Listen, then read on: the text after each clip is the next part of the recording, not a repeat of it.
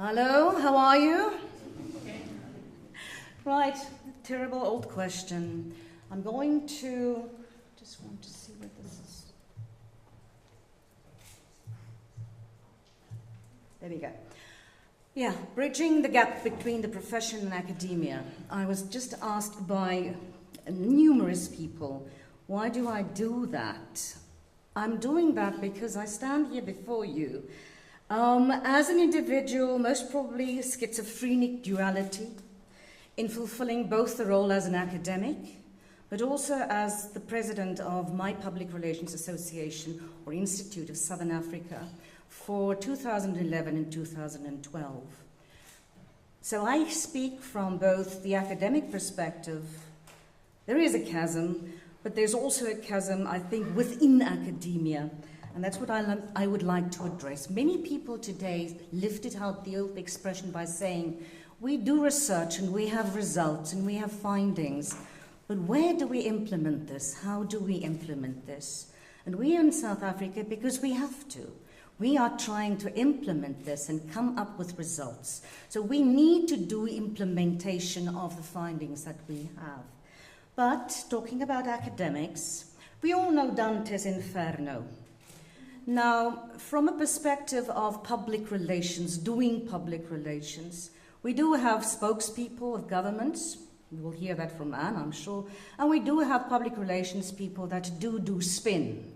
But even they can do it good sometimes. And they have the right, I think, of existence. But I believe that academics are also spin doctors, because we spin with people's minds and we spin with ideas. Now, in the eighth circle of the vestibules of hell, the corrupt politicians and the spin doctors, they are punished by being thrown into a hole of pitching or boiling pitch. So that is what I suppose will eventually happen to all of us, depending on what we are going to deal with in future, whether we are an academic or whether we are a practitioner.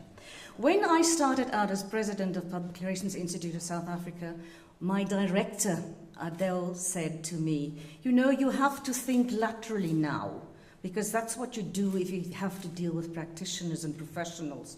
But I remember the last time somebody said to me, think laterally, is he said to me, previous lover, you're not very good laterally, and it spoiled me for life. So as an academic, I cannot think laterally, and as a professional practitioner, also not at that stage. What I would like to deal with you today is that I have made promises when I took office of Public Relations Institute of South Africa for only 1 year. I made a few promises, of which was a needs analysis. It included all PRISA members. It included academics dealing with public relations and teaching public relations and communication management. It also included JSE-listed companies on the Johannesburg Stock Exchange to see what on the other side is happening in the environment where these practitioners have to work, where we as academics have to complete our research. Out of this particular research, I have learned quite a number of lessons. But today I would like to promote a few of these ways forward by trying to implement these findings and providing outcomes. And then we will end with conclusive remarks. So my promises that I made inter alia, not many, but a few, I have succeeded in fulfilling a number of them, not all of them, obviously. That's what promises are all about.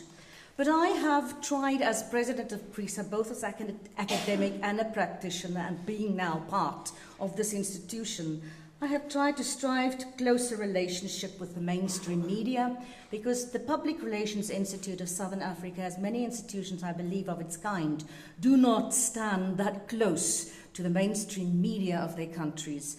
For a number of reasons. I think because of the reputation of the professions, because of the reputation of that particular individual association. Across the world, we do have those problems. I also promised better utilization of social networks and media, but a better understanding of what we do when we talk social networks. What happens to people in the social network environment? What happens to their self, their individualism? Why do they communicate within a social network? Do we actually understand how we can utilize social networks as business media, or should we only talk about digital media? I promised that I'd look into that. I looked at increasing student membership of the association, because that's quite important to us. Also providing internships in business for our students to learn about what is happening in the practical environment. Lobbying government. Tony made a remark yesterday that many of us, some of us, are working for government, not for government, but we are trying to look into improving communication with government, or whatever government may have, trying to look into government communication as a way and means of communicating with stakeholders in general. And I promised my institution that we will lobby government on communication and information issues, of which, for example, the Freedom of Information Act, where we made a public statement for the very first time. An institute did that. It created problems, but PRISA stood against the act of freedom against information, or information not being freely available. I also promised them making a profit in increasing membership, which turned out to be one of the most difficult things, but we did that. I also promised reframing of the reputation of the profession as well as the association, which also turned out to be extremely difficult to do, and then strengthening the relationship between academia and the profession. Now, the first thing we did was we did a needs analysis, and I've explained who we have included. Now, what did we find out of that? To cut it very short, we found the following that I'm going to lift out for you, because I think it is important to try and bridge the chasm as it is.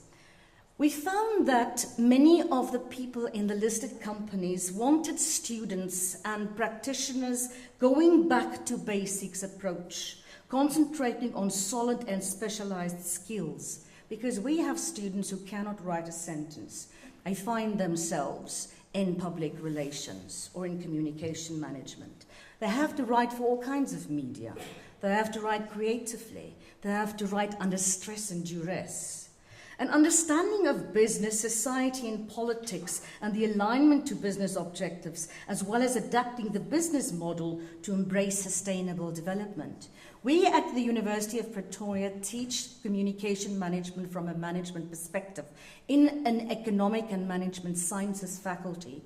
So what we are dealing with there is the business acumen, which always turns out also much, much more difficult to teach students than, just basic writing skills. What we also found in the needs analysis was a comprehension of local relevance and global sensitivity, that young people entering the market not always affay with what is happening on a global environment. The realization that the profession is not about only messaging any longer, but about the economic conversation, or the conversation economy, the discourse, and about content and value creation of the messages. So we looked at all of these messages that we found in our research, and at the University of Pretoria, we're trying to implement the following with the centres, the institutes, and the academic departments that we have to our disposal.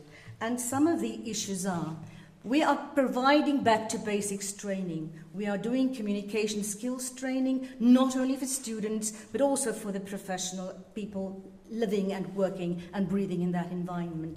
We are trying to also, with our strategic alliances in business, create more internships.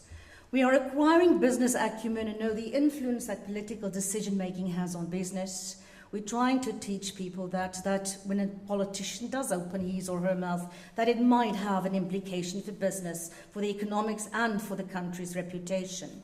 We are teaching international communication and knowledge of international market forces.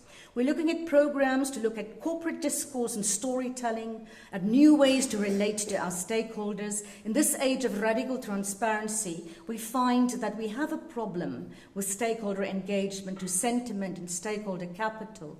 I think that those are the future buzzwords in stakeholder engagement. Stakeholder sentiment. How do we really relate to our stakeholders through social media?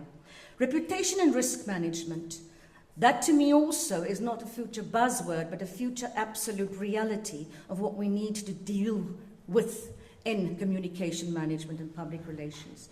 We have succeeded in creating a lobbying committee that directly lobby the communications portfolio in government. So before anything like the Freedom of Information Act is passed, it goes through the communication community. We look at corporate governance and integrated reporting programs. We work very closely together with the GRA. Judge King is also the chairperson of our Center for Communication and Reputation Institute.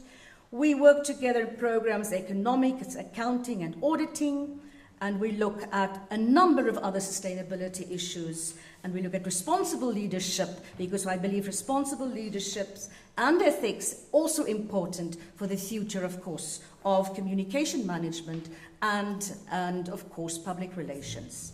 Academia and the profession can make good partners. Whether they will live happily ever after remains to be seen. I think that I cannot say that. I cannot provide any answer to this. The future will tell us, and my crystal ball broke in the process. Thank you very much.